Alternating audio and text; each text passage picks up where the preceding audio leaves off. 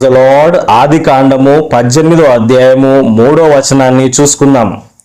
ప్రభువా, నీ కటాక్షము నా మీద నున్న ఎడల ఇప్పుడు నీ దాసుని దాటిపోవద్దు.